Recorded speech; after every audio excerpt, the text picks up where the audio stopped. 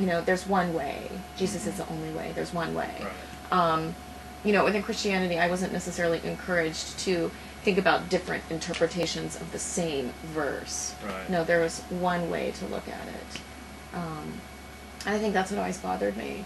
You know, loving the Hebrew Bible and hating it for some of its inconsistencies and, you know, for some of its silences, especially on the part of women. You know, but I think Midrash kind of provides a way into that. In many ways, Midrash gave me a way to love the God of the Hebrew Bible if I couldn't do it within Christianity. So, I don't know if that makes sense. Yeah, It makes a lot of sense to me. Everything Monica says makes a lot of sense to Joey.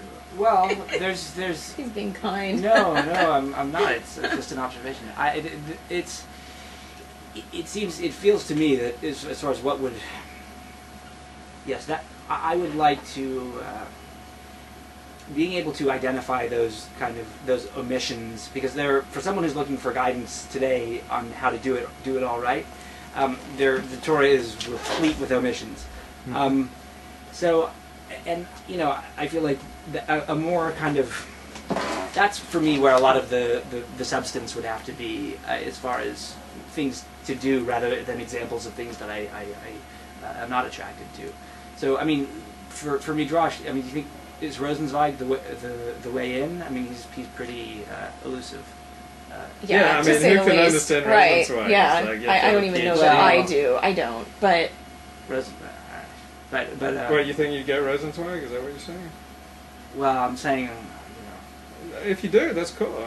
I'm saying that I don't get him yet. I haven't read the Star of Redemption. Star of Redemption, right? Yeah, I like his slimmer texts, like on Jewish learning. I don't like guys who try to do that, who try to go all crazy with the wild. It's like Finnegan's Wake from James Joyce. Like, dude, I can fuck you up. Don't come to me with that shit. There's no need for it. Intimidating, yeah. Well, but I feel like that's its function. Yeah, I think you're right to a certain degree. Right. Yeah, Star of Redemption killed me, but once I was taught the essence of Star of Redemption, that's when I got it. So it wasn't just sitting down and reading it. What is the essence of Star? I'm not going to go there, but the idea that I take away from it is the idea of creation as ongoing, creation and revelation, and you know, it's ongoing, and that's what I liked, and that's not in Christianity, not the brand of Christianity that I know at any rate. Right. You know, it happened and that's it. Right.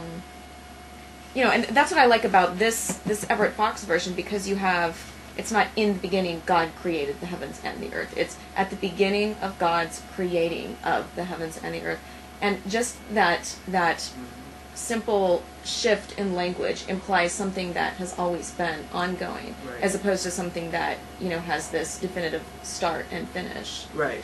And that's certainly the more consistent with my understanding of the Tetragrammaton, which is that I was, I am, I will be. So it's a constant unfolding. Exactly. And I think that Judaism is so much more aware of that than Christianity is. It's, okay, we have Jesus now, everything's done, we know everything. Everything's black and white now. Mm-hmm. And Judaism seems to focus so much more on the grayness that is the Bible. Now, how much time did you spend with the actual Midrash? Not as much as I could have or should have. I mean, I've read a lot of Midrash, I've studied a lot of Midrash, but... Does that literature like excite you, or is it more the Midrashic technique? Well, both. It excites me for different reasons, because I love the Hebrew Bible. And I love thinking about different ways to think about the Hebrew Bible, different ways to read it. But like I don't enjoy Midrash because it always wants to make the good guys really, really good, and the like it makes Jacob and you know, Isaac like really, really good, when in the Torah they're very complex characters. Right, that's true. And then it makes like sympathetic characters like Esau. It's totally sympathetic in the Torah. They make him out as the epitome of evil in the Midrash. Yeah. Like, that drives me crazy. Yeah, like, that's a turn off. Yeah, that's true. But part of reading Midrash, I think, is... I mean, I think the reader is kind of implicated in the reading of Midrash we have to make a decision about what we're reading and whether it's... I mean, we're supposed to go back to the source. I mean, it's extending it but that doesn't mean it can't be extended the opposite way too, Right. by the way I read it. Right. I don't know. That's just my idea. And you've taught the Bible, so you've taught Midrash and you've taught Midrash. Yeah, I've taught Bible as literature, which is a little bit different than just teaching flat out Hebrew Bible. And what were the main things you tell your students, like when they're asked 20 years from now, like what did Monica teach you? That Abraham is sacrifice happy. That seems to be the thing that they all love, that they come away with at the end of the semester. Yeah. Yeah. That the Torah is full of examples of what not to do. I don't know, I fill them with so much knowledge that it's very hard to take stock of it right now. There's like Pirkei Avot, they say, you know, Rabbi Ishmael was one to say 3 things upon, you know, the world depends, like Torah study, tzedakah, and prayer.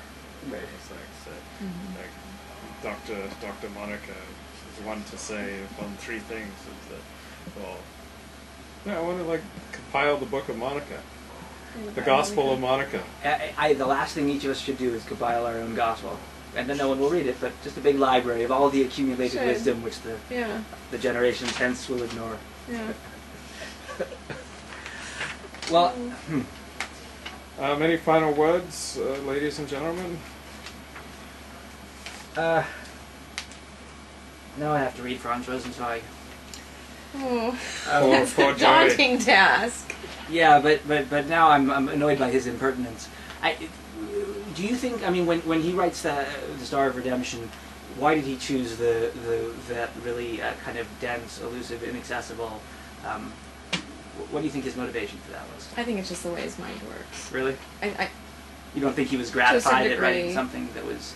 I think this is the community that he's interacting in. He's interacting in a community of, I mean, his friend's Martin Buber, right? I mean, Right, it's also really difficult.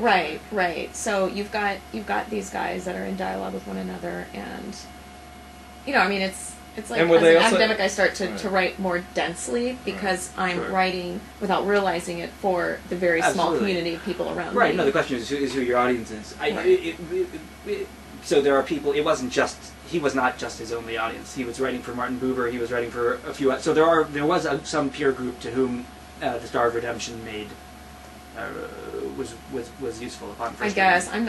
I'm not an authority on Star of Redemption. I just Did Buber and Levinas have much in the course? yeah, they're like the big 3: Buber, Rosenzweig, But Levinas. I mean, did all of their Buber and ideas are Levinas being meet? exchanged. Did they Well, meet in person? Do you know? Did they talk don't talk know. to each other? Because Buber died 1970? Yeah, Like I at think age 90 or Levinas died in something. like the 90s. I want to say that there was interaction. But there didn't have to be. I mean, dialogues can take across. I mean, you could say that there are dialogues between thinkers who lived centuries apart as well. Right. I mean, Right. so. I mean, they're after the same things. I mean, Buber's I Thou is Levinas's Face to Face. Right. I mean, right. it's just Right. the difference of a horizontal and a Right. vertical construction. I Right. mean, Right. Levinas is face to face. yeah, Levinas Right. has this idea of the face-to-face encounter. It's like Buber's I Thou. Right. Like that's where God is. Right. It's in the I Thou, in the face-to-face. Right. God is asked out in the face to face. Right. I mean, Is that's- what? Because it's a face to face is a dialogue between peers. I thou is there's an implicit hierarchy in an I thou. Right. I Thou, you put the other person above you. The face-to-face is a little bit different. I mean, we could sit and argue about it. I mean, maybe some Well, no, people no, read it I differently. sound like Yeah, that. no, I know. No, I mean, the idea is that's an experience of God in the true face-to-face encounter. Right. Yeah. But I mean, some would say that it's not like this. If it's a face-to-face, you're putting the other person before you, so isn't that above you? I mean, those are the little nuances of... And I never hear you talking about Buber, or very rarely. So, like, why Levinas? Like, why does Levinas have so much meaning to you? Right, you don't talk that much about Buber.